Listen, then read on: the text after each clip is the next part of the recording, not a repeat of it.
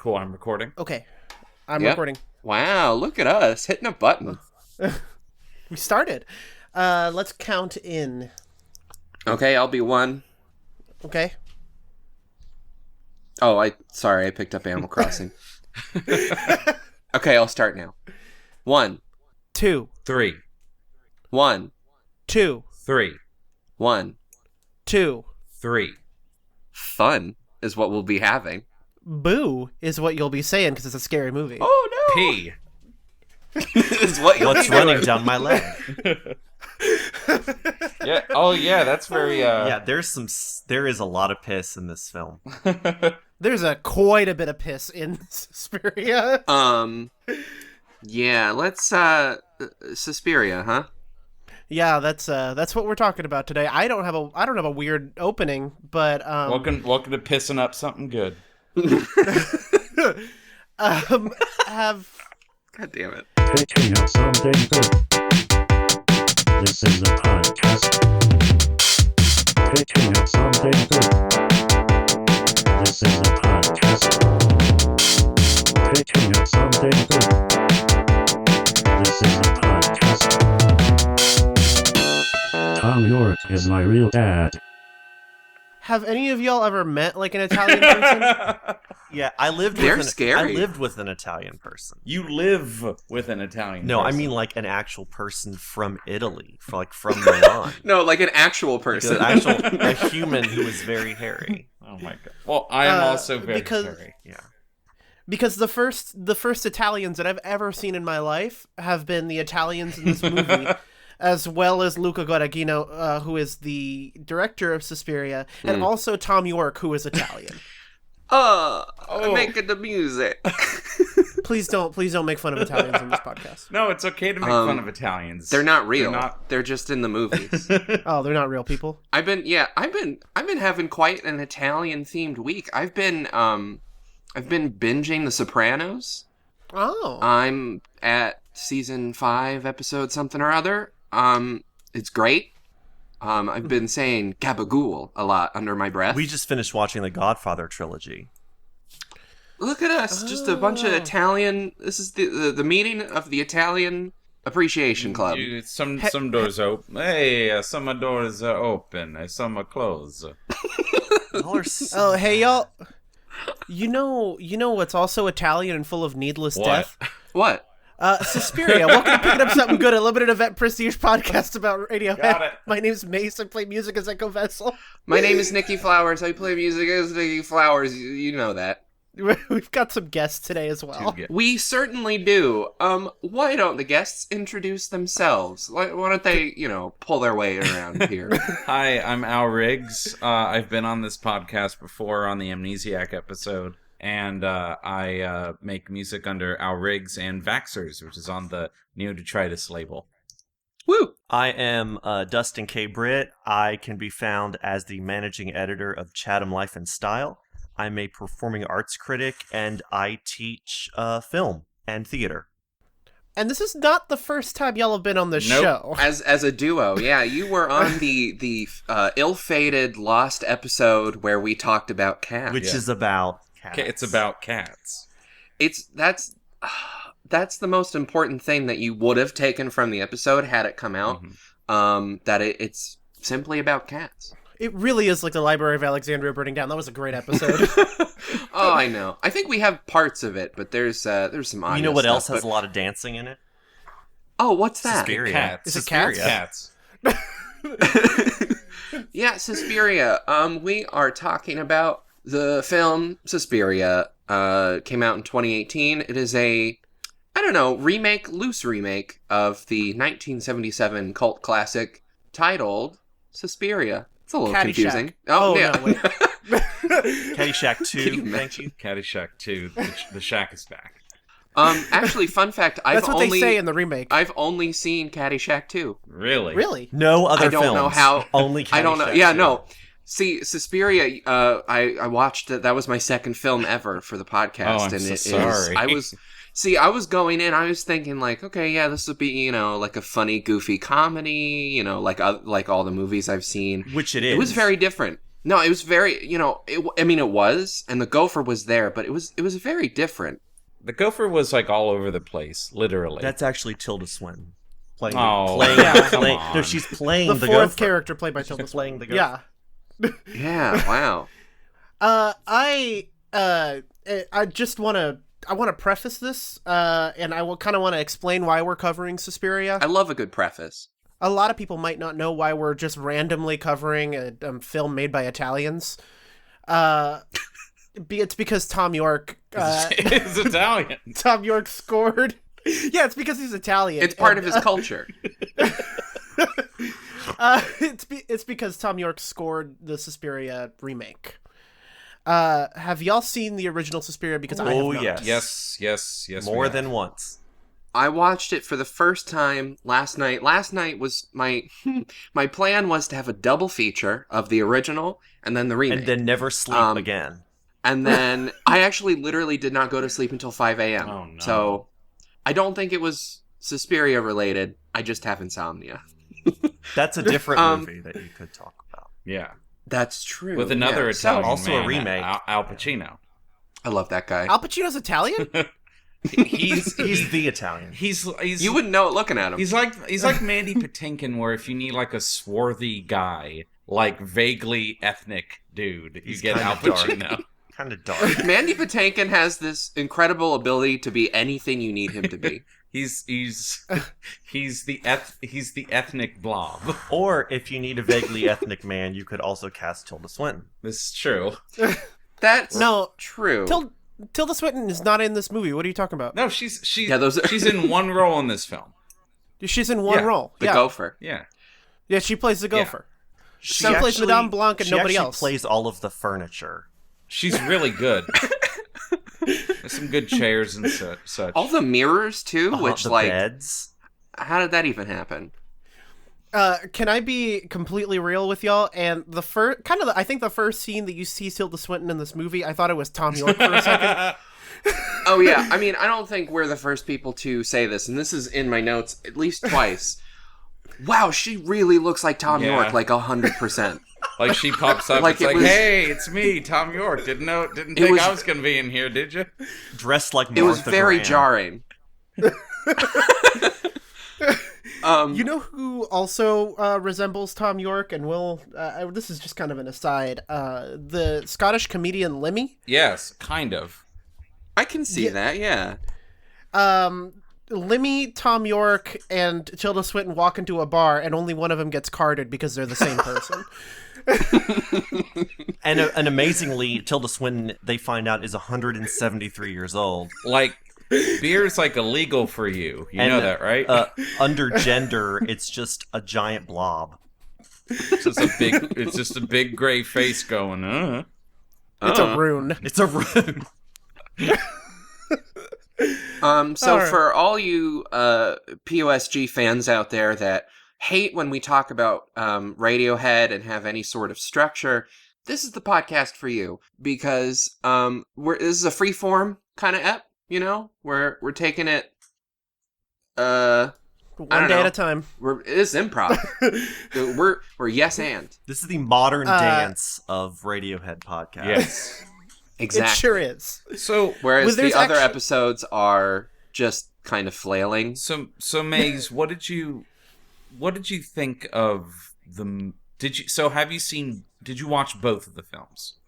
No, I have not seen the Okay. original. You don't need to. Mostly, just they Well, apparently you they're should, different movies. though, because I really, really liked the original. I watched that first, and wow, what a fucking movie! It's wild. It I mean, is a movie. it's- It is many things, it's but it certainly- is also a movie.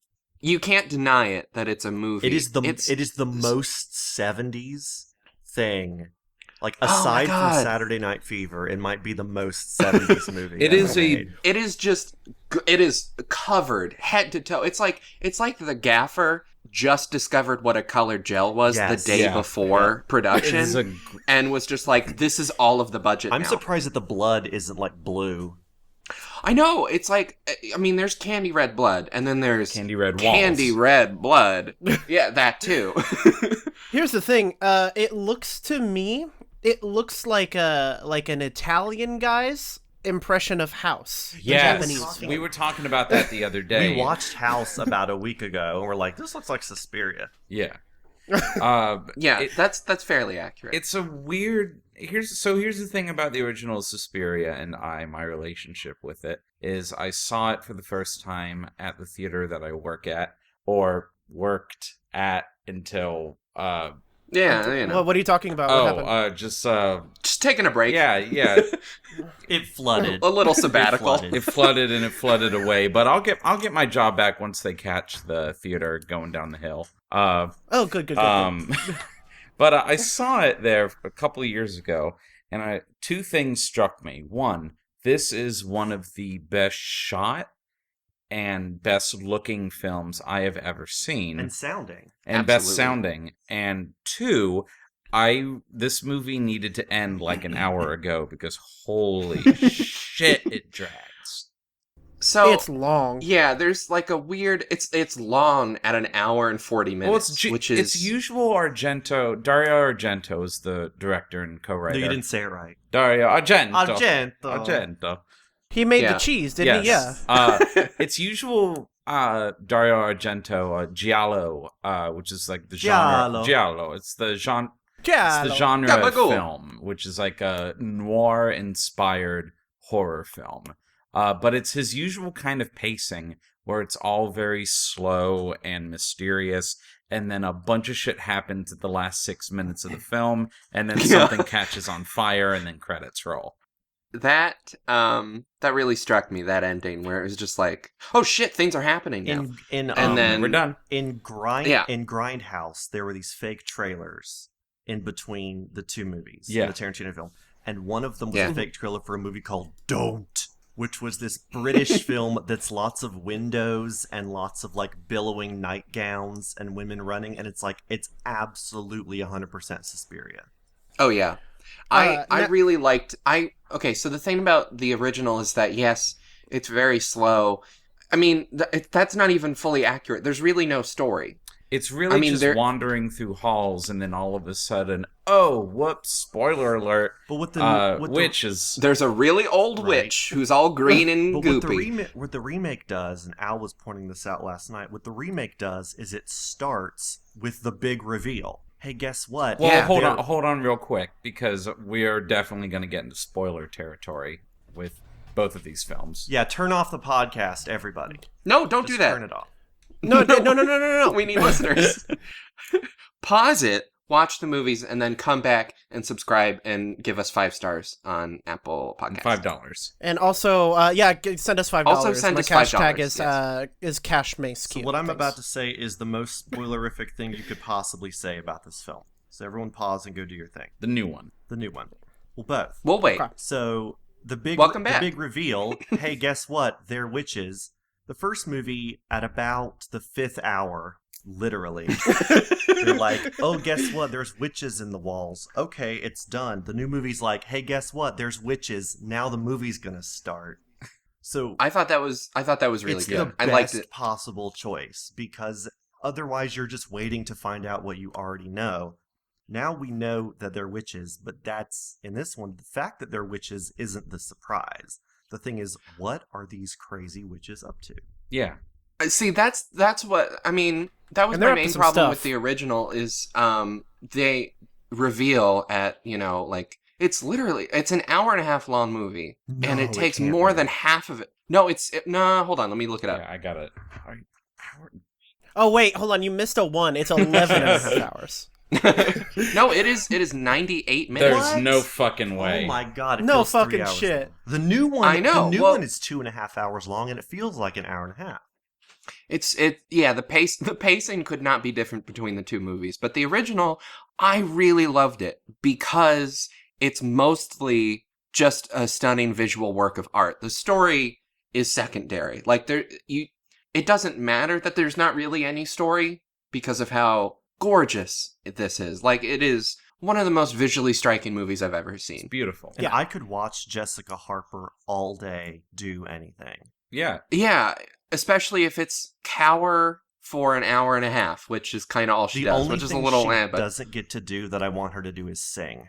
because Well, she does in Yeah. like every other movie she's in. we're fans of Phantom of the Paradise and Shock Treatment. Yes. And she's the Yes. lead in both of those, and she's an extraordinary singer, and she's very funny. Shock Treatment is better than Rocky Horror Picture Show. Yes. It's I'm a going to come much right out and better say score.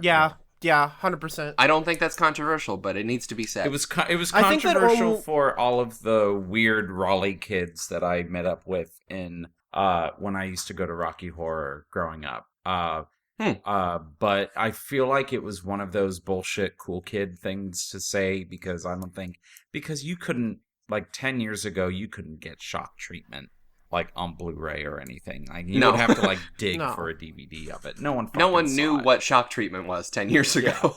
All right, edgelord. The thing about like that being controversial is that it's only controversial to people who like Rocky Horror Picture Show / are really into rockabilly. And like who never grew out of their theater kid phase. People who are still yelling at Denny's at 11 p.m. after show nights. Oh my god.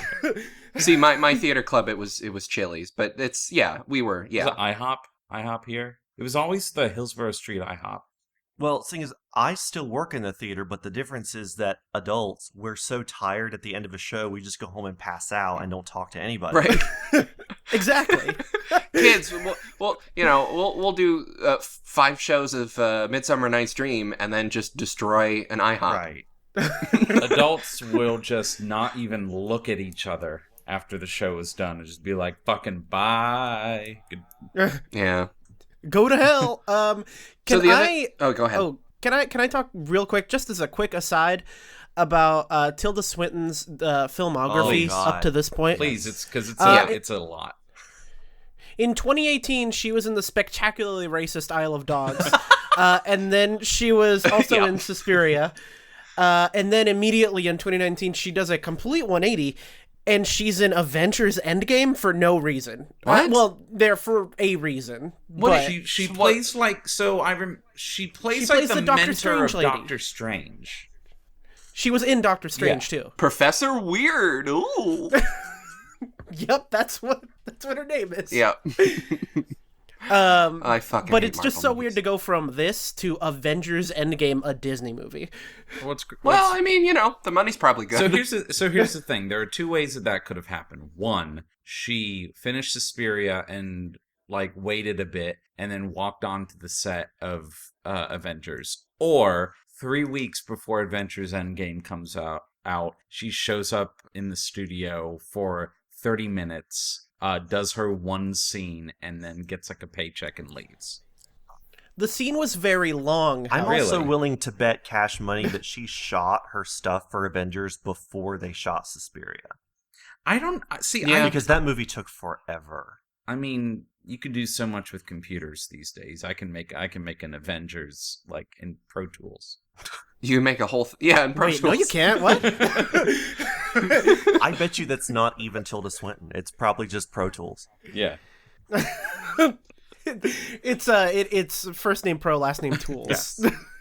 Her So understudy. I wanted to wrap up what I got on the original Suspiria to sort of lead up into our the actual Suspiria we came here to discuss. Dustin, I have a question for you. Yes. So every single bit of dialogue in the original Suspiria is looped. Yes. Correct? Yes. Why? Why is that? My friend said that was normal for Italian films at the time to just completely ADR everything. Right. So why? What's the logic behind Not that? only Italian films, but many films that were shot overseas, particularly for English-speaking audiences. So here's essentially what happens: is that you cast a whole bunch of Italians to play like English-speaking girls, and they all sound super Italian. And we're in the 70s, so it's not nearly as English is not as widespread as it is now in Europe. So everybody sounds really Italian and is botching the language. So it's easier to dub them over with people who speak English better. But if you're going to do that, I think the MO is we'll just go ahead and redub everything so we're not just doing ADR except for Jessica Harper, because that would sound bizarre. Yeah, that would be out of place. Also, that makes sense. But also it allows you a lot of more, you have more control over your mix. and over your music and over your effects. So, but the problem is, it just looks like a bad Godzilla film. Yeah, that was that was my other big problem with the movie, is that, I mean, it's not even the ADR is the problem. It's just that the dialogue is not great. No. Right. It doesn't help the fact that it's being delivered in a microphone in a small room where acting just does not happen. But there's also like a 20-minute scene near the end of the movie where a dude just explains everything that's happened in the movie to Jessica Harper. Right, which is like, where were you 30 minutes ago? Oh, guess what? There's witches in the walls, and now you know this, even though you already knew this. Well, Here, let me show you this old man who will repeat what I just said. You'd be surprised how much stuff is looped. Like, almost everything in the final scene in the new one is looped. Oh, interesting. That's You'd true. be surprised how much. But the problem is, we're just better at it now. Yeah, and recording technology has... The thing also with the original Suspiria is they kept talking about pizza and at the piazza and pasta, so they had to overdub it. Like, that's the actual... Sorry. Well, also, it's a lot easier to shoot a film without recording any sound on set. It's fast, it's easy, you can scream at your actors. You can yell at your set technician like, pull the chandelier, stab the woman. We need the more gels. Pull the strings. And you mentioned that it makes it easier to mix, including, like having the music fit in there, which, can we talk about that original soundtrack? Girl. I re-listened to it this morning. Shit. It is the scariest shit. You don't even need the movie. To sit and listen to that album is fucking terrifying. I know, and it's like, so the visuals and how vibrant and visceral the visuals are, plus the just, like, fucking bonkers prog rock. Like, that's why it doesn't matter that there's no story and the dialogue is shit. And, like, it doesn't matter. Like, it truly doesn't matter. It's very Carpenter. It's very 70s horror. It's very synthy. Yeah. But there's also, like, a lot of, like, pre-noise rock right textures going on. There's screaming. There's, like, just some Diamanda Gallis, like, throat yelling and screaming. It's just flat out terrifying. Like they're just like, I feel like comparing the original film to the 2018 film is impossible. Comparing the two soundtracks is also impossible. They're just way too different. Well, the way I described it last night is because Thom Yorke's score is it's by no means minimalist, but it's much simpler. It's less in your face. It's barely there. I mean, more than half of the film has no music behind it at all. Which is strange because the soundtrack makes up half the length of the film. Well, you said it's like 100 spooky sound effects on tape, and they just ran it. So here's my theory, and I'm sorry that I feel like Maze's only contribution so far has been to just pop in with racist Italian jokes. I mean, that's every episode. That's par for the course for Mace. Where the past 18 hours. Comparing the two scores, the way I put it is that the Goblin score from the original is an axe, and the Yorke score is a needle, and both are painful in different ways. So, that's such a good way of putting it, because they're going for a similar thing, but in totally different directions. God, I love that Goblin soundtrack though. And what a name for a band. Like, that's great. Like, who am I gonna get to score in my horror movie? Oh, Goblin. Like a Tangerine Dream scored Legend. Like, what? Right. We need to just have weird synth acts score films again. I've been wanting to do I've always Nikki wanted Flowers to score is open for scoring. Yeah. I've always wanted to score like a silent film, like with Tangerine Dream-esque synths. I always thought that'd be kind of fun. I think someone did that for Metropolis. I forget who. But there was like a synthy. Whole bunch of people. There's a couple versions of Metropolis, and that's this is a longer podcast, but it was like one version was a whole bunch of weirdo pop bands, and then the other one was just one dude scoring it. Yeah. I always thought that'd be fun. It would be fun. Hey, you know what isn't fun? What? Watching a girl completely contort her body but not die. No! We're talking about the new Suspiria now. It's happening. Well, before we talk about the new Suspiria, I want to talk about apparently in 2008, the guy who directed Pineapple Express was going to direct the remake of Suspiria. Yeah, David Gordon Green. Yeah. They were going to make all the characters smoke weed. Now, in defense of David Gordon Green, he has kind of that weird career where he started with like all of these really small art films and then falls backwards into a big dumb pot comedy and then gets to do the fucking Halloween remake or whatever. Oh, really? Yeah. Reboot or whatever the fuck. Sequel. I mean, I guess it's technically a sequel.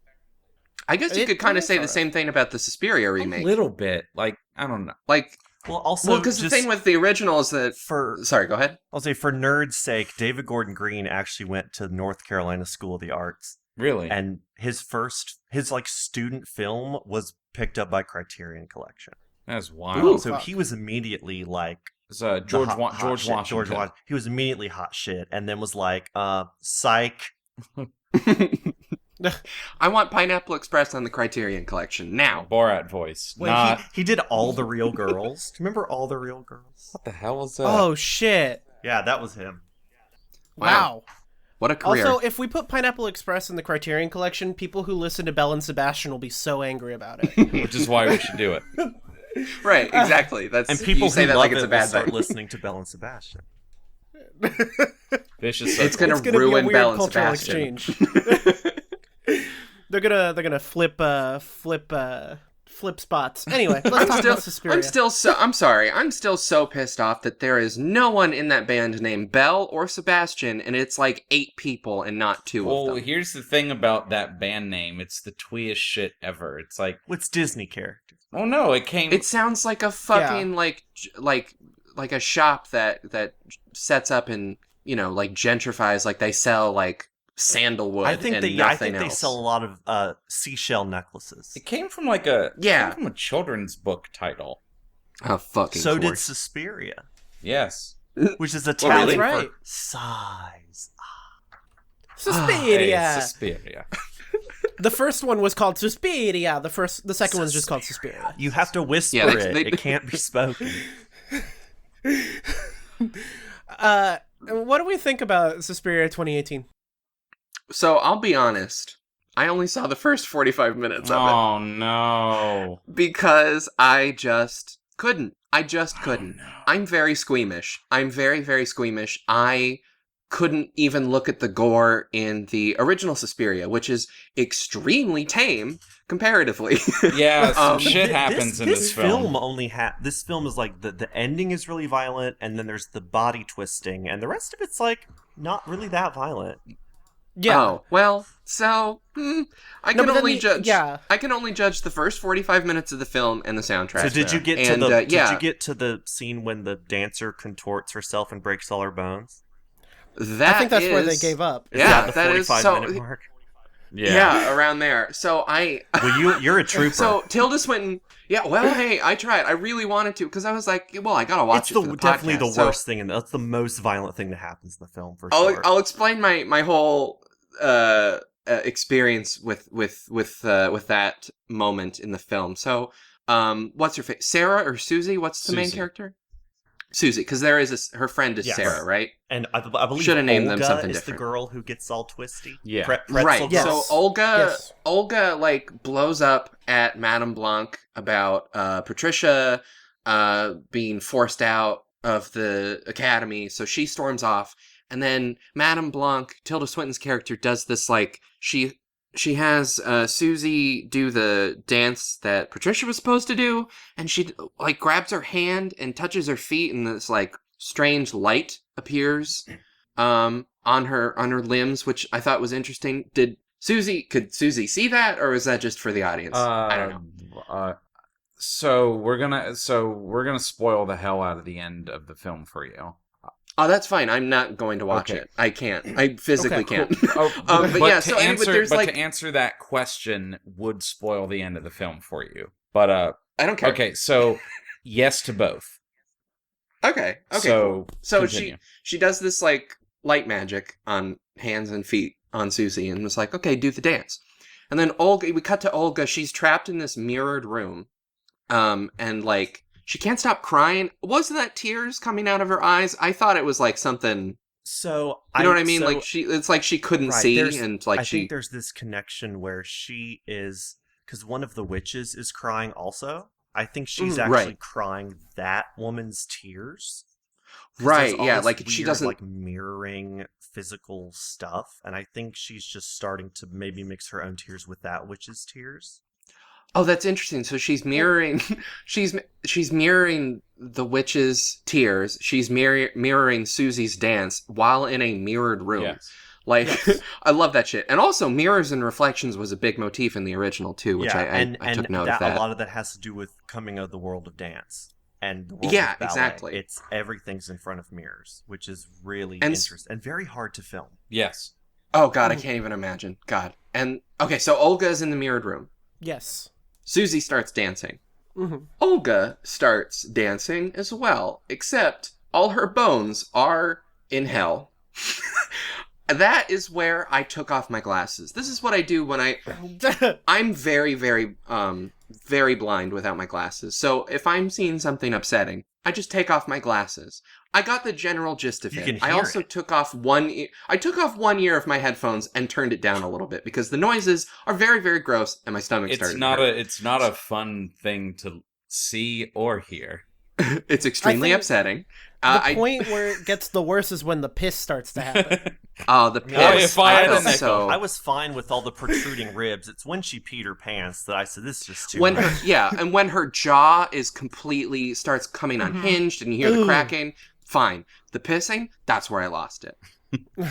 So Patricia's like doing this like voodoo shit unknowingly on Olga, and Olga's body is being contorted in. She should be dead, but she's not. Which is really, the worst should be part dead. of all of this. That's the worst part of it, right? Is that like that body cannot be in those shapes without you dying, but she is alive. But the witches are like, no, we're not done with you. Right, and then Susie, she finishes the dance, and I was like, oh, thank God, that's over. They cut back to the mirrored room, and all of the other witches start plunging giant hooks into her body, and that is when I closed the tab they lift her in up which with the movie was hooks. playing. So you and I, Nikki, I couldn't. Yeah, that's when every time I watch the film, I just turn my head. There's something about knives and carving into skin where I'm just like, nope, don't want to see it, don't want to hear it. I will wait until the scene is over. So I know why this scene is even more horrifying. That you may not have noticed is that oh no, it's, believe it or not, it's Thom Yorke's fault. What? So she's dancing. What did he do? Susie is dancing to music upstairs, but when you cut to the mirrored room, it is silent. So you get this disembodied notion because it's all you hear are the body parts breaking. You don't hear the music until they cut back upstairs to the dance studio. It's probably something most people don't notice, but most of the scariest scenes in this movie have no music behind them at all. Yeah. So you can that. Well, I mean, that was kind of the same thing with the original. It's like when goblins stopped, I was like, "Oh fuck, what's gonna happen?" So part of it, like when that lady fell into that ball pit with a bunch of the barbed wire. The room dedicated to loose barbed wire. It's like they just shut down that Chuck E. Cheese real fast. Oh man! But there are several scenes where Yorke's music not being there. I mean, it's not there for 80% of the film. There is actually not. No. There is not a. So one thing we have to. Well, maybe you just don't notice it. I mean, but I was watching. I watched this shit. I'm like, where's the music? 20 minutes with nothing except the opening song. But one thing we had to be really clear about is that there are songs, and then there's score, and then there's sound effects. Yeah. So couple things. One, Nikki, I'm sorry that was a rough watching experience for you. I'm kind of tempted to just say start the movie over from right after that scene, but honestly, if it's too much, it's too much. I'm kind of. The ending ain't better. The ending ain't better. It's less personal. It's less. I was about to say it's less gratuitous, but that is a lie. It's just blood. See, blood is interesting. It's the Gore I can handle a little bit better than the just outright body horror of It's the scene in Cronenberg which I is quit. The problem. It's like The Fly. Yeah. I can Oh man, that's a movie I also quit midway Yeah. through. Yeah, The Fly I can't Yeah, do it's either. super It's Cronenberg. too much. I'm a big baby when it comes to horror movies, so it's great that I'm doing a podcast episode about two horror movies. The end of the movie, which is shot like a bad Halo play. It's shot like bad video game. Let's not get ahead of ourselves. I'm Don't very do- excited to talk about that. But musically, that one's the thing that makes that one creepy is that it's got a Thom Yorke love ballad. Not love, but it feels like a love ballad Yeah, playing exactly. over all the exploding heads, Yeah. Oh, do you know which one? It's called Unmade. which was written for the Oh, film. yeah. Yeah. I think all his songs these are original songs, Yeah. right? Mace? Yes. Yes, they are all. No, they're Hootie and the Blowfish cover. That's what it was. That's why they couldn't get the Oscar. Yeah. But yeah, Wow. they're all original songs by Thom Yorke, written, I'm assuming, in between A Moon-Shaped Pool and Anima, Anime? which we'll get to Anima. Yeah, Anime. But This was they were all I read that they were all written before the movie was even like in production. Oh yeah, so Luca was able to play all the music actually on the at the set. There's Love that. There's also like 15 pieces of music that are not Thom Yorke. There's like lots of Yeah. but what's cool about it is his stuff blends so seamlessly with the classical pieces that you can't tell what belongs to who, and you can't tell what is his score and what is a sound effect, and that's really good music writing is when it blends so perfectly and seamlessly with the other stuff going on that it doesn't call attention to itself. Right, yeah, like nothing jumps out It's at you. not which a is- showy is score. good. This is not Thom Yorke going, "Hey, look at me! I'm writing a movie score." There's none of that. I don't think he's capable of doing that. No. No. Did you guys know that the first time Thom Yorke was approached to do a movie score was, and you fucking get this, it was supposed to be, he was supposed to score Fight Club. Yes, That I didn't know that, What? and that this is makes a terrible all. plan. Well, I kind of love that. I love though. that idea. I kind of, that would actually be great. I think that would make. I mean, not that the movie is bad. It has a reputation that sort of like kind of mars it a little bit. But the movie's not. It's a good movie. It's fine. It just. Yeah, it's. I mean, it's not like a masterpiece like a lot of dude bros like they to end claim up it going is. with the It's Dust good. Brothers is who ends up scoring that film. Yeah. That's way weirder. Yes. Right. But I think. I mean, that fits. That definitely fits. It Wait, didn't the Dust Brothers? It fits in a way that feels more like it fits with more like a it's a very 90s score, and I feel like around this time It's got the Radiohead. Pixies in it. Well, Like, yeah, but like Radiohead Yeah. was starting to move away from, this kind of sound and go into like, Kid A territory. Yeah, and also I think the only reason Tom said no is because he was wiped out from doing Oki computer Yeah. touring, which if you've seen Meeting People Is Easy, that completely makes sense. It is the Yeah. saddest and yet most honest music documentary I've ever seen. Precisely. What, Suspiria? Yes. Yeah, Suspiria is a Radiohead documentary. Do you know the Dust Brothers produced a They Might Be Giants Yes, album? I did. Wait, really? Yeah, yeah. They produced The Else in 2007. It's very. Huh. Tiny anecdote. I paid for my copy of that album at a Best Buy with a jar of quarters. And Wow. my sister took me to buy the album, and she was just really, really disappointed in me. Wait, can we tell can I talk about the Dust Brothers history real Yes. quick? Yeah, I mean, this whole episode is one giant jazz, tangent, baby. So Alexa, Yes, this is a jazz episode of Picking Up Alexa, Something Good. play play black jazz. Playing jazz. So the Dust Brothers are famous for Paul's Boutique by the Beastie Boys. Yeah. The three 90s albums by Beck, Odelay, Midnight Vultures, and Guero. Well, Guero came out in like 2005, right? yeah, uh, but Beck is he was yeah. still in the 90s in 2005. I love Beck. I'm not gonna talk shit. The soundtrack to Fight Club and Mbop by Hanson. Nice. Yeah, that No. makes sense. That should have been No in Fight shit, Club. really? And then they also did Supernatural by Santana. You're forgetting. okay, It's that- actually called Bop, parentheses, the love theme from Fight Club. The love theme from Fight Club. They did fucking Supernatural. Holy shit. That's actually Wow. That's actually hilarious. Also, Tenacious D's self-titled album.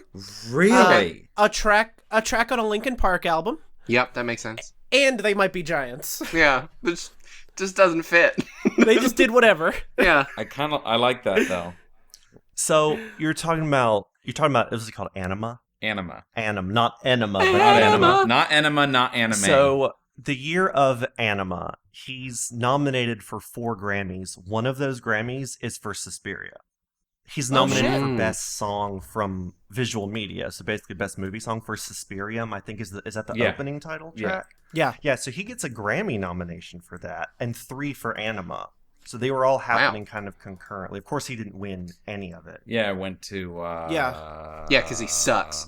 Anima. Lady Antebellum. You're so full of shit.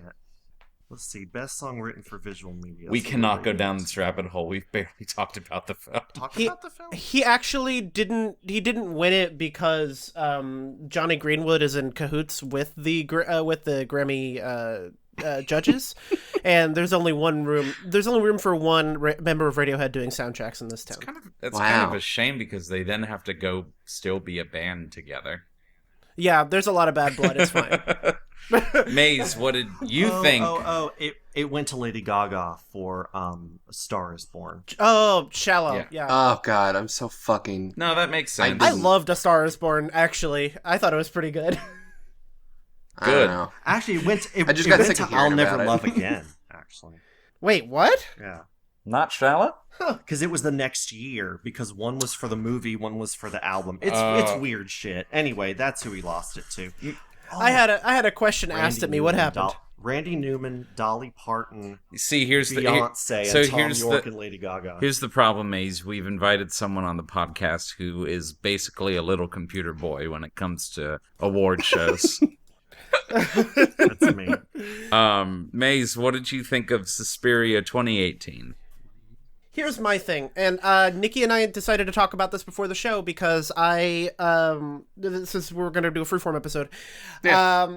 I love the songs on this soundtrack. I love what Thom Yorke did to the songs on the soundtrack and how he just kind of mangled them in his cute little way. However, I would be content never seeing this movie again. Fair. It was fine, but I will never see it Fair. again. Yeah. I am also very squicky. I get very creeped out at a lot of gore, and then I had to stop when the contortion scene happened. You were also like, no, never again, not finishing this. And then this morning I get up at 7:20 a.m. because my alarm is always set to 7:20 a.m. That's Um, weirdly to a- specific. Yeah, I know, to a Discord message where my friend Bran, friend of the show Bran, was selling turnips for 550 bells. Damn it. So I got up and I was here at the computer and I was like, I might as well finish Suspiria. And then I finished Suspiria, and absurdly, I had just a cinnamon roll after that. Wow, you even ate. I thought that I thought that I could eat, and I mean, I you did. want a big rare Wow. steak at that point.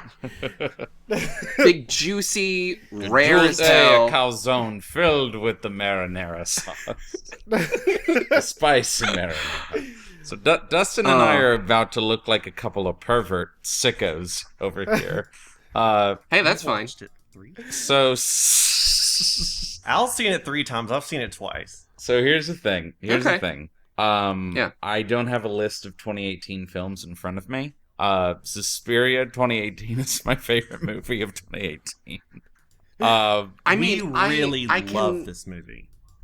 I can see why. Because Like, we're it- fucks. We're twisted fucks. No, I mean, like, yeah, you're fucked, but I mean, like, I can see why this would be, like, up there in, like, the best movies of 2018. Because Yeah, the first, it makes sense. before the horrible, terrible Olga incident, which is, I think, the original The title Olga incident. of the yeah. movie, yeah, I really liked what it was doing with the original, because the original, like I said, there is no story. So it took what little story there was and was like, all right, let's actually flesh this out and turn this into like a narrative, like with the political upheaval in Berlin. What is it? What do they call it? The German Autumn or whatever, right? It was the Baader Meinhof affair, the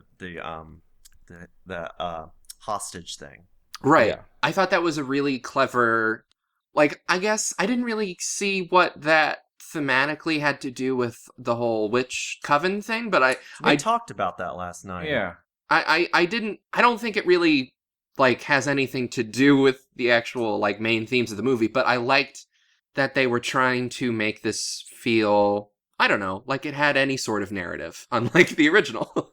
A piece of my tooth just chipped off. What? That was that sound? Are you serious? Did Yeah. that just happen? Yeah, What that the just hell? happened. Are you, Shit. what? Are you okay? Which Yeah, tooth? my left buck tooth. Ironically, it's the one that It's your lucky tooth. ironically it's the one that I chipped all the fucking time when I was younger. Wow. So you just, how does that work? Do you get like, Suspiria did this. yeah. Yeah. Oh shit, the So- witches. There's someone dancing next door. Someone's So doing a very violent teeth dance. So that tooth's fucked. Anyway, Wow. yeah, I love that film. It's I'm a big fan. Some of my favorite movies are the movies where the people making it just fucking go for broke. We're going to make something that is very specific and very niche and very weird. Yeah. And it's going to alienate a whole bunch of people, but who cares? And then you're gonna make Call Me by Your Name. And no, this was This after is yes, it's Call Me by after. Your Yeah, Oh, this was after. Mhm. Oh, is this the same guy? yeah, Mhm. same guy. Wow. Wow. He's leaning into Great. some gay movies. This is the gayest movie. This movie's lestastic. Well, you got, first off, Call Me by Your Name is not a gay movie. It is a straight movie starring with With gay gay characters. characters. Thank you. Yeah. Yeah, It was for straight people, let's be honest. But this movie is like straight people love Call Me by Your Name. beautiful Mhm. a beautiful lesfest. This movie. Call Me by Your Name made me so fucking angry when I saw it. It's just such a just my tiny little rant about Call Me by Your Name. Hey, go ahead. It's such a gross, voyeuristic, cold film surrounded by warm light. Yeah. It's got a cold, boring heart surrounded by some really good visuals. It's live action yaoi for 50-year-old straight white women. Yeah, There we go. It's live action yaoi. Oh, one. I think that's the subtitle of this episode, live action yaoi. that's perfect. Great. Thanks. Yeah. It's Yeah. live action yaoi for people who have Elizabeth Warren Green in their profile pictures still. What I love I'm about supportive. what I love I'm about an that ally. is that shade of green as they were trying to be like, oh, the Statue of Liberty. It's not even the right shade of green. Like they Yeah. just didn't get it. But I will say, Call Me by Your Name works really well with the sound off, because them boys are fucking pretty. then some cute boys. Yeah. Yeah, I'll give them that. I'll give them But that. that's it. No, I'll give him more than that, but like, No, I'll give it more than that. Oh my god. this is such a fucking boring movie. Yeah. So wait, what were we talking about? we were Suspiria. talking about Suspiria By Oh, right. Radiohead. Yeah. by Radiohead. They should do a movie. Like they should make their own. They should direct and write and produce and everything. Spice World, but Radiohead. Yes! Oh my god, that would be amazing. Spice Hell World yeah. is No, Sergeant Pepper's Lonely Hearts Club. No, Band, no, no, not Spice Radiohead. World. no the Spice good World. movie. You Spice had it World, first. not the bad movie. It's a good movie, not a bad movie. Hello. Oh, Hello? Oh, is this? Oh god, Hello. Hello. is this? Don't tell It me. is me, Italian Thom Yorke. Buongiorno, Mr. Italian Thom Yorke. Buongiorno. Welcome to the podcast. I want no part of this. Taking my name off of Hey, this. well, it's great that you showed up for. Would you our- like to know how I got to do the movie? This is a movie that is half in German. Yeah, It's it was Italian. yeah, so Italian Thom Yorke, tell us about the production of Suspiria. You just gotta let him do this. So I was in the piazza, and I was in my shoes, As And you what may kind of say. shoes? I was in my shoes, Okay. and I was walking in the piazza, holding a big pizza. Yeah? And Luca Guadagnino, I see him, and he tells me, Tom, you must do my horror movie. I just did the worst movie. And I say, no, Oh, you said no. Interesting. no, No, Johnny would not allow me. Italian Johnny. Yes, we are two different people. Right. There is Wait, so Thom hold on. Yorke, an I'm Italian sorry. Thom Yorke. Right, okay, that's what I was going to ask. So Wait, you is there are... an entire Italian Radiohead? Yes, Radiohead. do you exist on the same plane? Like, what's the No. situation? So you're in a different... No, you're not different? no, Oh, boy. God. Oh, he's worse than Thom Yorke when he calls no in. questions. I suck Oh. at a lemon. You Okay. suck at a lemon. Hey, you know what?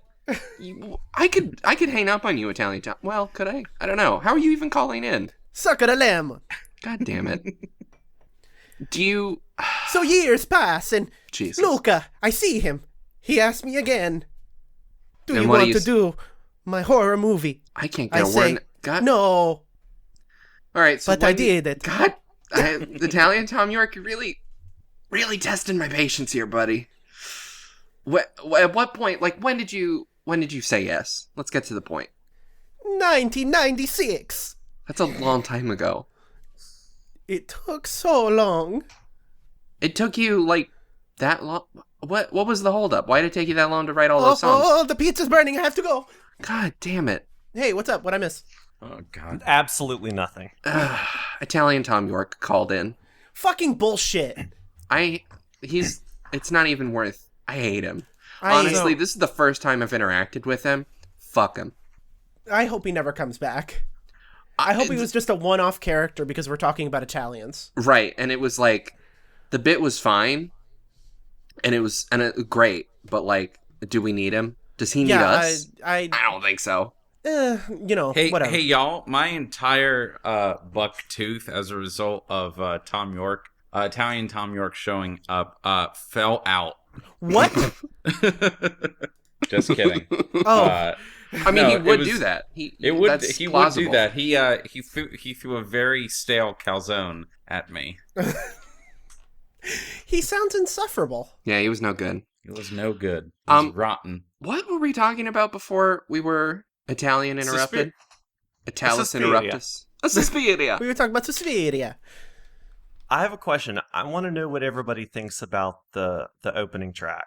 What's interesting is that Sufjan Stevens did Call Me By Your Name. Mm-hmm. And this Okay. opening track has some serious Sufjan vibes. A little bit, yeah. It's a little at first- Sufi, you know? The first time I saw it, I was like, did he use Sufjan Stevens again? I was like, no, you fucking pedestrian. But I like it because it's kind of this little waltzy lullaby that lets you know, like, it's creepy, but it's pretty. What are y'all know Radiohead? Well, What are this your is a thoughts about- waltz. Yeah, what are your Yeah. thoughts about this piece? This is pretty let's- in line. Yeah, this is a really pretty classic Tom ballad. Like, this is trying to think here. It's a talent. It's a God damn it. I Italian. like that Tom lets you know what kind of music you're listening to with the first lyrics of the songs. But he's just telling you this is a waltz.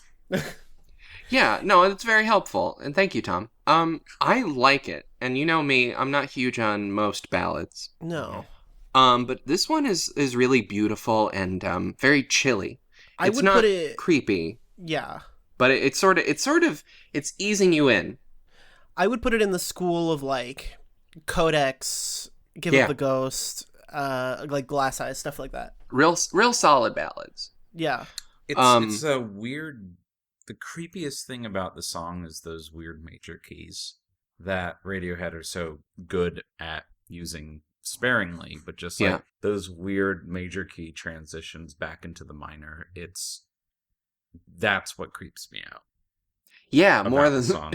more than the minor keys, which is great. Yeah. I love when that happens.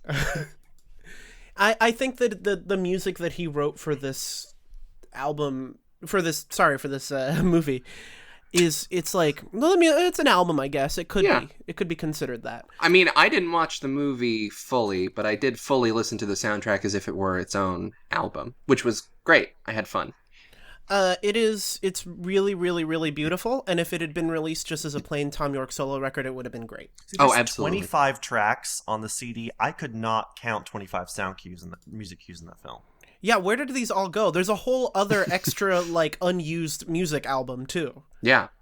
I don't know. But we could talk about the whole soundtrack, but we're already at the hour mark, and I don't... No, we're not going to do that. So what we're doing is we're just going to talk about, just the handful of songs where Tom is... Singing. Yeah. So, Suspirium, the opening ballad that starts the film. Pretty solid. Yeah, pretty good. I like it. It honks. It does honk. It honks. It doesn't fuck. It sets the tone perfectly. It, Yeah. it does exactly what its job is to do, which is to set the tone. Mm-hmm. And then there is Has Ended, which I think got a music video and everything, which is weird. What scene is that? Really? That is the scene where the camera's following. That's the scene where all the witches are voting for who's going to be their next It's leader. like a pop song. It's like this what in the weird world? kind of Trip hop. funky. Yeah. I love the bass trip on that hop. one. Yeah. It's got Yeah, a nice groove to it. That song's got it's like this kind of jazz bluesy. We're hanging out in the kitchen. Yeah. Kind of thing, Yeah. which is what they're doing. Mm-hmm. What's really cool about that song is that it shows how much Yorke has not just written songs and they stuck them in the film. He is following what the director is doing. Like, even as the camera pulls out of the room, the music starts to fade out. Like, he's really paying attention to what the movie is trying to do. He pulled an opposite Neil Young. Wait, what did Neil Young do? So, okay, I got silence. I got a weird look from Dustin. So Crickets. that means I need to. We got to hear about Neil Young. Yeah. So Jim Jarmusch made a film called Dead Man. Oh, yeah. right. And Neil Young scored the film, and what he did to score the film, which... Did we talk about this on the episode I was on? I feel like I've either had this conversation with you or Mace or whatever. Tell it anyway. This will Never be talked my about this, Nikki. this will be my calling card. Every time I show up. Hey, did you know that Neil Young scored Dead Man by watching the film and playing the guitar? Wait, seriously? Like he Yes. played along with it. Yes. Oh no. Was it improvised or was he? It was pretty much improvised. Oh, that's That's so how cool. film composers work. They just then go back and clean it up. Yeah. Yeah. I 100% brought this up on the Amnesiac episode. Why? That doesn't make any sense. I don't know. I don't know. It's a How cool little. did we get on talking about Italians? Because Italians directed this movie and also did the score. And they're very, very funny to talk about. And they're funny are. accents. It's not racist. And their big It's not racist mustaches to make and fun their of them. pizza pies. I have to yell it to myself in the mirror every morning. It's not racist to make fun of Italians. This That's reminds because me. you are Italian. Yes. This reminds me of it's up there with like the good scores. The other good score being David Byrne's score from True Stories. Oh, fuck There's yeah. only two good wait, scores. hold on, guys. You mentioned True Stories, so there was a little vibration in the back This of my is head. Al Rigg's favorite film. Yes, Oh, it's It is definitely also in my my top favorite 5. film. yes. There's a whole episode in there. Yeah, it does kind of remind me of that, where you've got the songs and the score kind of falling into each other. Yeah, I think it was weird that in Suspiria they also had all the songs performed by John Goodman. And there was a scene- they also did Radiohead, the song, which was like kind of like on the nose a little bit and didn't fit at all. And when they got to the line of picking up something good, the logo for your podcast showed up on the screen. Like For I mean, 45 I was minutes. thrilled. Yeah, I was thrilled, but I didn't agree with the artistic direction that the movie took when it was just our podcast logo. Are y'all getting money for that? No, No, that's Man. the thing. No, like it's Tilda keeps it. It was. Well, Nikki, I'm just upset they cut your scene. I know. I worked so hard and I twisted my body in all sorts of shapes. They weren't the right Ugh. shapes. They weren't the right shapes. They needed to be. They need every of the shapes. They needed to be in the right place. I bent my thumb back. Like you can do if you have fucked up joints. And they were like, yeah, that's kind of cool, I guess. Well, I don't know. let's get this It conversation open again, which is the Oh. the third song that Thom Yorke sings on for Suspiria. So yeah, has ended. It fucked. And it was very, had a groove. Open again. Dark. Very, very different. Yeah. A little spooky jam. I wish it was longer. I feel like it kind of, I mean, I know it's like for a movie and it's scoring like a scene, but it kind of didn't, there was no, what's the word I'm looking for? It didn't go anywhere. It didn't like slap. structurally. It didn't slap, and I don't know. Where in the film did this one pop up? I can't remember. Me I neither. None of can't us tell you. What's the song? It's called Open Open Again? Again. We're just all collectively looking on our phones. Yeah, I'm. I'm checking actually- Animal Crossing. I'm waiting for you guys I'm to tell calling me. Tom right now. I'm asking. No, Open no. Again. We don't need another interruption. The Open Again is kind of So I had a theory about the construction of this soundtrack. Okay. My theory is there's actually 3 scores happening at the same time, and one is songs, of which there are 7 or 6 if you don't count the sort of reprise of Suspiria. 2 is really beautiful, spooky, ethereal music. Oh, yeah. And, The real synthy stuff. Yeah, and all the really great piano stuff that's on the album, on the score. Like Volk is really beautiful. And then the third one is one of those CDs of 100 Halloween spooky sound effects. Right. To throw on during your Halloween party. And what's weird about the album of the soundtrack is that everything's out of order. Like the album opens with the hooks. And the hooks are a part of the score. This is more open. Everything all right? Where's everyone? Yeah, I'm here. Sorry, I thought you were talking. I'm just taking it all in, just really. Yeah. Oh yeah, You it's smell where that? it's That's a score. Yeah, Open Again is in one of the choreography rehearsals. Oh. So it's very in the background. It's okay. not trying to be up in everybody's face. And it's a very short scene. Yeah. I mean, given Hence the song the is the short shortest song. one, yeah. Yeah. Yeah. Huh. Yeah, so it's a fun little spooky jam. Yeah, I mean, Unmade is next. I didn't have a segue for that one. Ooh, girl. I love it. I love that song. That I song love made Unmade. my head explode. Yeah, that fucking rules. So Nikki, at the end of the film, Okay. I just want to get to the end real quick before we talk about Unmade, because it's the biggest scene in the film. Yeah. End of the film is is this ritual being put on by all of the witches and the students who are hypnotized. Okay. In order to do a sort of transfer of power from Madame Blanc to the big goopy old lady Mother Marcos, Right. who's also like, played hundreds of who's year old witch, right?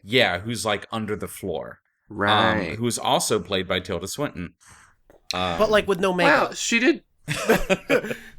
So she did Madame Blanc and the Goopy Witch. yeah, and she And the little old man. Yeah, and that was an old Oh, man. that wasn't... Yeah, Wait, that was- what? Really? Yeah, That was an old man. that was a regular old man. The psychologist from the beginning of the movie? No, that was an old Yes. man. Yeah. I don't I know if I did could- not know that was Tilda Nikki, Swinton. Are you fucking that with is me? that is legit Tilda Swinton. Yeah, that's yeah. Tilda Oh, that's Swinton. really cool. Yeah. under a different name. They did a whole thing where they pretended it was an old man who had died. They were gonna say he died. Huh. It's Tilda Swinton playing Meryl Streep playing a little old man. I mean, she should have won an Oscar for that, because holy shit. Yeah. Old man Tilda Swinton is there as a witness, just to make sure that the ritual is a success. Laying So naked. she's 3 different characters in the Yeah. scene. Yeah. Wow, regular Peter Sellers. Yeah. No kidding. I wasn't She, kidding. I'm very serious. What Al's trying to say is there's this big creepy witchy ceremony Mm-hmm. in which everyone ends up dying by like their heads explode into blood. But here's the thing that gets us there is that you find out the entire time that Susie is the personification of Mother Suspirium, The ultimate witch. Yeah. like the ultimate mother witch. Why? Like, and she came, How? and like she was like born as a demon, and that's why she was always drawn to come to Berlin, and she just takes over and she blows up the heads of everyone who voted against Madame Blanc.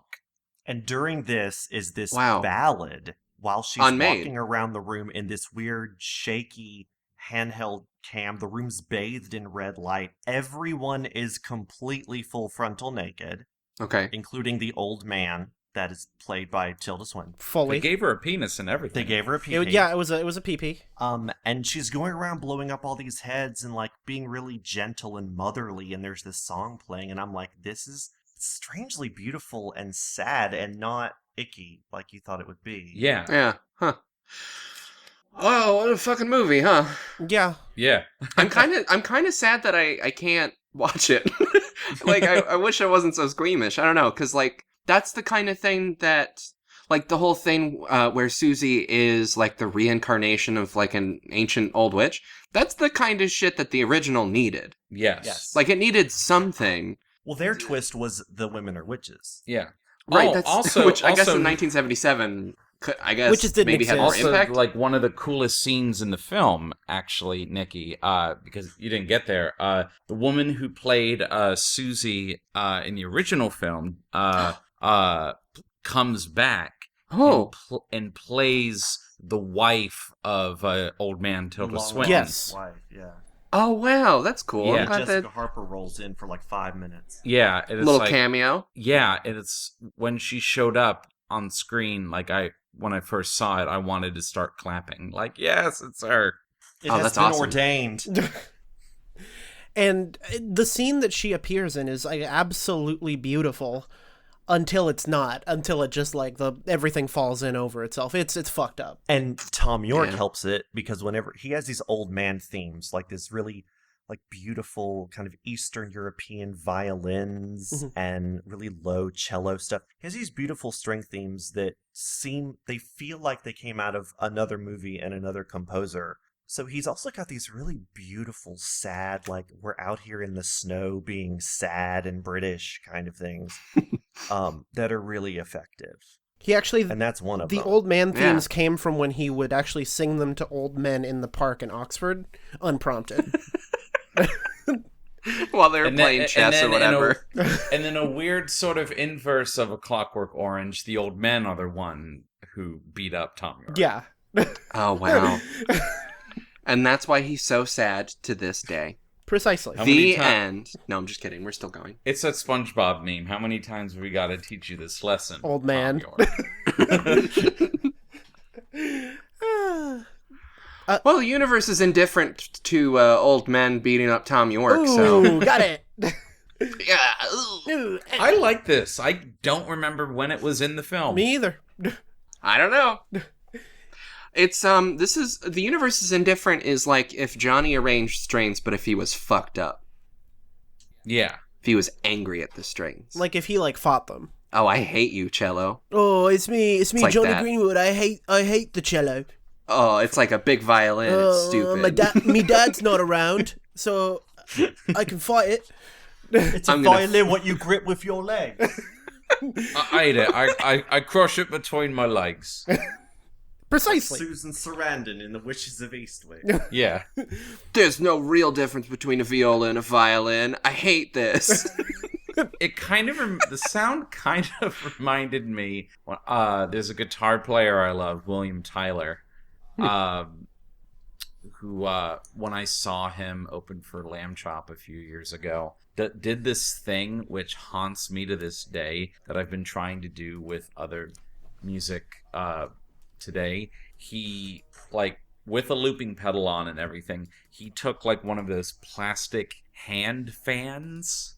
And just like had the fan run up against the strings, Oh, Ooh. interesting. and it would just create this rapidly plucking drone, and that's what this reminded me of. Oh, I love that. Yeah, That's creepy. it And is freaky. It's freaky and creepy and kooky. Oh, mysterious and spooky. spooky. Much Yeah. like Pablo Honey. Scarier than Suspiria, I think. Mhm. Let's talk about the Suspirium finale. I was about to say Suspirium. God. When was this in the movie again? This is the The credits, end right? credits. Yeah. Yeah, it's like this. I said it's like if you took the first song and blasted it into a cave of ghosts, and this is what would echo back at you. Oh God, Yeah. yeah. It's The coolest fuller, kind of and I cave. think it's a gorgeous version of it. It is. It really opens it up. Yeah, it's an out there version of the first one. It And by this time of the movie, you're ready for an out there version of whatever the fuck's been going on. yeah. Yeah, you need. I read a little bit of the plot synopsis, and from what you've told me, you kind of need to just fucking blow that shit up, you know? Yeah. This also like it's also kind of like a breath of fresh air after all that. Because those scenes, like the ending goes on for what, like half an hour or something like that, maybe? Yeah.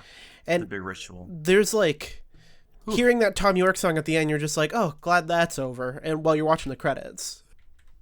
We And made this it. lullaby thing that's like, go back to your cars now. It's fine. There's nothing in your backseat. It's time You to can go go back home to now. the movies. Oh God, I'm ready for the chip in my head to tell me when to go back to the movies. Honestly, I would love to be Yeah. back at the movies right now. America I- loves the movies. America loves the movies. The movies. The movies. See?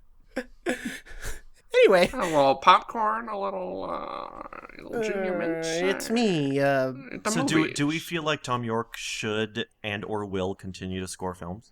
I think you should. I think you should. Yeah, absolutely. I mean, why the fuck not, you know? Should Thom Yorke write a musical and or opera? No. Yes, but not because I want it, but because it should exist. Does that make sense? No one wanted Moving Out, the Billy Joel musical, Oh my god, that's right. That does exist. until they saw it, and then they realized they needed But it. what if Thom Wow. Yorke did Moving Out? Like, what if he just covered the entirety of Moving Out? It's on piano. Yeah. He could do it. He could. I mean, got time. As we all know, anyone who knows how to play the piano can play any song that's on the piano. Precisely. Anyone can play piano. Particularly Billy Joel. Particularly Moving Out, Anthony's song. The love theme from Fight Club. This really is an Italian episode. A bottle of red, a bottle of white. Apparently, Billy Joel isn't Italian. What? Yeah. It's all a facade.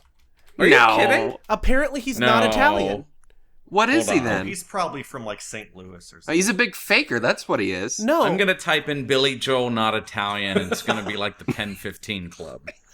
Hold on, Billy Joel, Not. Billoy Joel, I mean, he's from the Bronx, so he's got that going for him, at least. No, Billy Joel. he's Jewish. He's Italian? not Italian. Huh. Oh, actually, no. Here's what Thom Yorke should do. Thom Yorke needs to compose a ballet. He's Jewish. Holy shit. And Because German. Billy Joel's Like, Jewish. Where have you been? He's Jewish and German, but you And British. and What? British. And Italian. And an alien from Mars. And Billy Joel. And he's also Billy Joel. No, but I He's think also ba- Thom Yorke in a when you mask. look at the fact that Thom Yorke wrote Volk, Yeah, the song and the film, he could totally write a ballet. Oh, 100%. agreed. Absolutely. He would be great for composing a modern ballet. I'm also a dance Oh. critic, so I'm nerding out. No, yeah, I mean, this movie was for you then. Yeah. Yes. Yeah, Yeah, it so was that built was for what- you. This movie was made for me. That's the best thing about this film is that the original film, you just kind of see them go and dance practice like once or twice in the film. This movie is literally about dancing. It actually, Like the whole. maybe like an hour and a half in, I was like, I'm the footloose guy now. I have to, they can't dance anymore. No, I finally get Footloose now. No, this has to stop. Oh no. I love the dancing in this film. I will put Baby in the corner. Don't fucking test me. No more Dustin, dancing. No more Dustin, witches. as the resident dance expert, do you have anything to add to that? Yeah. Dustin. I what's really cool is by the time you get to the big performance of Volk, you see him having taken like these little piano themes and you really see him open up. And I'm thinking, shit, he needs to write a ballet. It would be, or I don't know whether it needs to be him or whether it needs to be Radiohead. Just a full band Radiohead ballet would be either wonderful or untenable, in the same way that the Flaming Lips tried to make a musical out of Yoshimi Battles the Pink Robots. Or like when you two did that Spider-Man thing. We're never going to turn let off the them dark. live it down, are we? Well, people No. died because of that, and People so fucking- did music die. People People died fucking in died. Suspiria. The day the music died was the day that show opened on Broadway.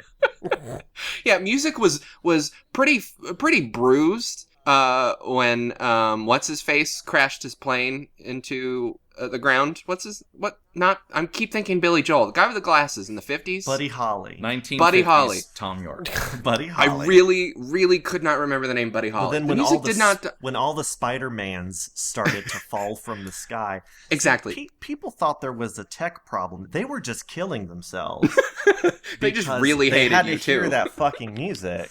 I'm still thinking about Billy Joel. I don't believe in a lot of conspiracy theories. Yes, you do. Okay. I believe in 2 conspiracy theories. I believe in America. I believe in America. Hey, y'all, America is a conspiracy theory. Top to It's not bottom a theory. conspiracy.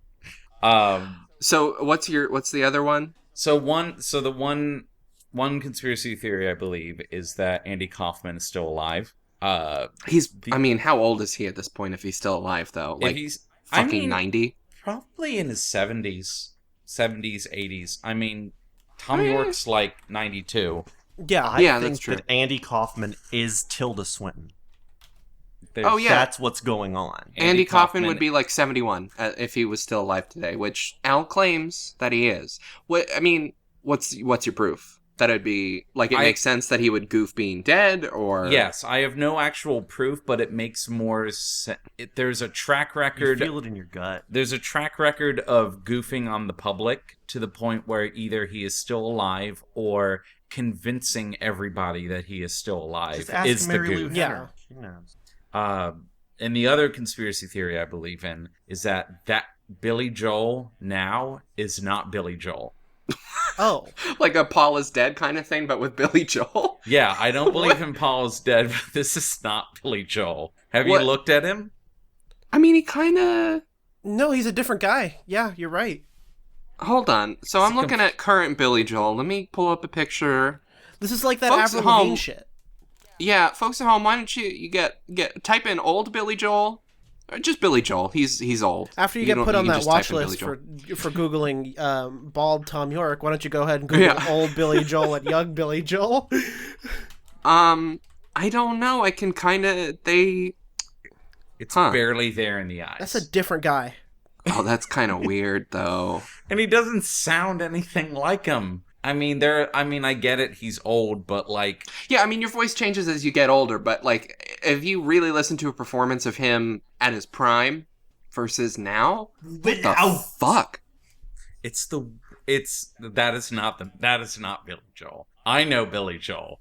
That is not Billy I Joel. saw Billy Joel live, and he is definitely Italian. I could smell it.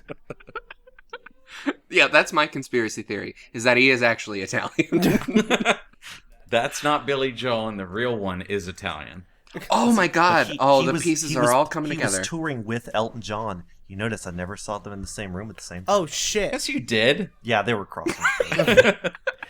That was literally That was what the they whole point. did to market it. I don't know. If you no. if you could be across from another musician, let's say Okay. you were either playing guitar across from another guitar player or playing the piano across from another piano player, Yeah. who would it be, and how much would you fuck up in front of them? Well, I can't play either, so it would be pretty. I mean, I can kind of play keyboard. You can play keyboards. I can't. You make you make electronic music. You're a really great musician. You can do it. Well, thank you, but I mean, I make music on a computer, so you just press the compose button and it just kind of does Yeah. it for Oh, you. You Yeah, But that's like how it is. most of what plays on the radio every day? Oh my god! We're in Tell me society. about Oh. it. You're Top in a 40. I didn't know we invited the Joker on the show. Back in my day, we weren't stuck in our phones all day. Auto tune, am I right? Yeah, it rules. Yeah, it's pretty good. Yeah, autotune fucking slaps. And on that note, that's Suspiria, That I is think, Suspiria. right? I think That Think- is Suspiria. we kind of just covered every single. Everything about Suspiria scene- in general. We went over the production history. We went over. We named every single member of cast and crew. We reenacted it. We did it ourselves. Well, I've been reenacting it in our house for a day and a half. Yeah, so I think That's we covered... that's only because you won't close the bathroom door. Uh-oh, stinky.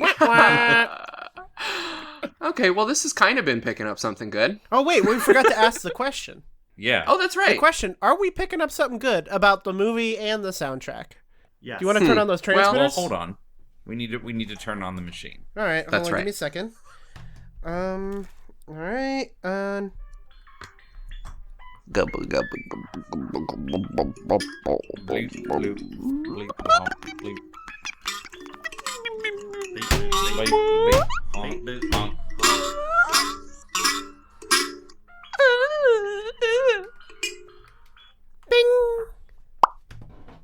honk. So Wow. my transmitter just told me that it's actually called a transponder and that I've been wrong this whole time. Oh, throw it out. Your transmitter went bad. My transmitter gave me multiple readouts. The original Suspiria movie, amazing. I give it like 3.5 stars. So maybe not amazing. Amazing would be like 4.5 stars. It was really good. It's amazing. This transmitter is a little confusing. The original soundtrack, very, very good. I am picking up something good there. For the remake of Suspiria, the first 45 minutes, pretty upsetting. Towards the end there, can't really judge the whole thing.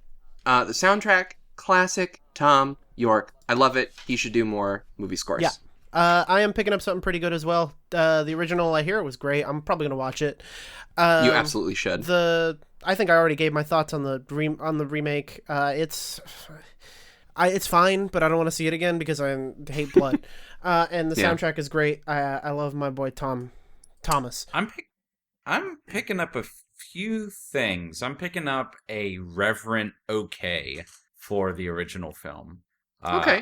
Makes sense. I know I pick up something good for the 2018 film. Overall, and I don't think we got too much into our overall opinions on the score. But overall, I'm not a giant fan of this score. Interesting. I like it better in the format. I like it better in the context of the film, but I do not see myself listening to the entire thing as an album. That makes sense. Yeah, that's what it's for. But I really like the songs. I'm gonna say that this score is perfect for this film. Scores aren't meant to be listened to outside of the context of the film. So, okay. For what David Mamet over here. He's not wrong. No, I'm not wrong. So, but sometimes the score manages to track outside of the context of the film, which is great. I think this is a phenomenal movie, and the score is half of what makes it what it is. Yeah. I think the Goblin score is insanely amazing. Yes. And that movie is okay. But that Right. score for that movie is trying to accomplish something different in a 50 years of difference in time. But Same with the original movie. Yeah, I think Thom Yorke's score is solid for this, and I think a lot of different people could have done it, but I think he did it exactly right. Yeah. Agreed. Yeah. Well, yeah. It's always good to come to a consensus at the end of these episodes. Especially when we do jazz. We do podcast jazz. It's about, it's not about the episodes you record, it's about the episodes you don't record and the tangents you don't go on. Like the Cats episode. We did record that. Oh, that's right. That was recorded, and we did go on that tangent. Well, it's Well, weird that because about- like Miles Davis used to. This is not me making a joke about Miles Davis. This is true. Every Okay. time, like the majority of his shows, no matter how weird they got, ended with like the same minute-long piece of music every time, which let you know that the show is over. It was just like, Oh, that's smart. It was that exact piece. It was that piece of music It's not even that good. to let you know that we're done. I'm not making that up. No, we should have something like that for this episode because we never know how to finish them. Anyway, this has been Picking Up Something Good, a limited event prestige podcast about Radiohead. My name is Mace. I play music as Echo Vessel. You can find me online at Echo Vessel or on Instagram at Echo, 3 O's Vessel, fuck Echo Vessel. Fuck Echo Vessel. Hate that dude. I also have a show and tell podcast called Radish. It's weekly, instead of this being, monthly, yearly, decadely. um, we talk about stuff that we're into that week, and it's fun. Also, I guess we'll talk about that other thing that's coming out later. Yeah, we'll get to it. My name is Nikki Flowers. I play music as Nikki Flowers and a bunch of other stuff, but mostly Nikki Flowers because that's my name. I'm recording an EP that's coming out on May 1st. I started it. Today is Wednesday as of recording, and I started these songs the previous Sunday. So that gives you an idea of what the EP is going to be. It's going to be it's fun. I mean, it's good, but it's very, well, bam, boom, I made this in a week. You know what I mean? Whoa, They're good songs. I'm fine with them. I like them. And I think you will too. So look forward to that. I'm Al Riggs. I make music as Al Riggs, which you can find at alriggs.bandcamp.com. Subscribe. I also make music under Vaxxers, which is released through Neodetritus, which is y'all's label.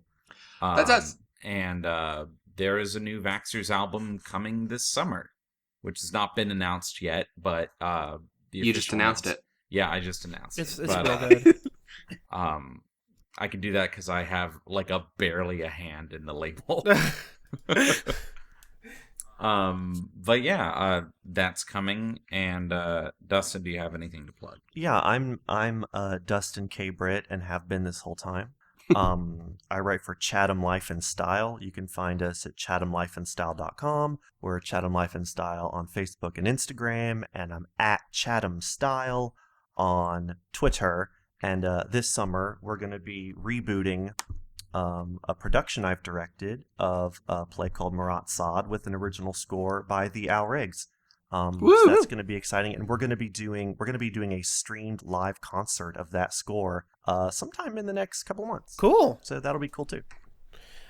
We also run a label called Neodetritus, three of us. We got some music coming out soon that I can't tell you about quite yet, including the new Vaxxers album. Just some stuff. We are telling you about it, though. But we're not telling you what it is. But we're not telling you about it. Mm-hmm. So it kind of works. And also, Nikki, I feel like you might be the one to want to make this announcement that we also have another podcast. Yeah, so what is this? Okay, yeah, we've been very secretive about this new podcast, and I'm gonna take you on a little journey. I know this is the end credits, and we usually try to wrap things up, but you know what? Fuck it. It's jazz, baby. Mace, when did I come to you with this idea? Like last week, 2 weeks ago? You came to me actually exactly 8 days ago with it. Wow, so a week and a day. So I was walking in the park, as I am wont to do, and I was thinking about, starting a new podcast. And I was thinking, well, what could it be about? And I thought, could be about anything. I'm stalling for suspense. Anyway, so I'm walking in the park, and on the ground I see a pamphlet. It is Christianity themed, sort of like, oh, God can save you. Here's a pamphlet for information. And then it started this sort of stream of consciousness, wave of ideas, and it came across the phrase, and also with you, because I was raised Catholic, and that's what you would say in a church. You get it. And then I thought, May the 4th. May the 4th be with you, and also with you. It's a fun joke I like to tell. And then it hit me. Mace and I are starting a podcast called And Also With You, a Star Wars podcast. Oh my God. It is a yearly May the 4th special podcast. Don't reveal everything. Where we talk about Star Wars in a very special format. That you'll just have to find out about. I would love to volunteer as tribute if you need a nerdy guest. Yeah, well, God. It's gonna be interesting. It's once a year, which is great because we're very bad at doing weekly podcasts. So this is a perfect schedule for us. And without giving too much away, Mace, we have some paperwork we have to do. We have what Nikki lovingly referred to as a podcast will, wherein this podcast we're contractually bound to it for the rest of our lives. Right. Oh, it's one of these. Yeah. It's one of those. Even yeah. if one of us, even if we have a falling out, even if one of us gets canceled, Like if we fucking hate each other in like a couple years, we still have to do the show together. we have to come back and do and also with you once a year, every year on this week. This is very And, much. This is very much like the McElroy death to us. Yeah, I don't know what that kind is. Of thing. Yeah, we've never heard of that. Yeah, We've I don't wanna invented talk this about format. But now, but There is a twist, though. is this a There is- tontine? Like, if you guys are done with it, does it have to pass off to somebody else? Yes. Yeah, we're including that aspect as well because we invented this idea and Yes. this podcast format. That there is a special twist to it, but I don't want to give that away. So look forward to that May 4th. Yeah, May 4th. All right. Well, I mean, it'll be out by the time that Oh right, this is coming out after. Yeah. Yeah. I really So hope. what did you think of the show? Because you already listened to it. Hopefully. I really hope you two don't actually put yourselves in any kind of physical danger. No, it's not a. Well, a little bit. you'll see. Oh no. Ay, Dios mío. Oh no. Yeah. Anyway, so thanks for joining us for this podcast. We will return. I don't know, soon. I'm trying to return next week, but I don't know about you. Hopefully next week. Yeah. What are we doing next time? We're doing another Thom Yorke record. We're doing Anima. Anima. We're doing Anima, accompanied by its Netflix short, directed by Paul Thomas Anderson. A little PTA action. That Nice. was. Yeah. Yep. I watched Yeah. that. A little PTA and some of that QT, and they're both Oh doing yeah, coke. Fiona Apple's ex. Yeah, I know The him. Coke Man. I've heard of him. Mr. Kochman. Mr. Kochman. So yeah, that'll be fun. Yeah. So this has been Picking Up Something Good, a limited run prestige podcast about Radiohead. Say goodnight, y'all. Good night, y'all. Good night. Good y'all. night. Good night, y'all. You can always make fun of Italians. Remember that. It's not racist. It's not racist. It's totally great. Yeah. Schwuyadel. Goodbye. Picking up something good. This is a podcast. Picking up something good. This is a podcast. Picking up something good. This is a podcast. Thom Yorke is my real dad.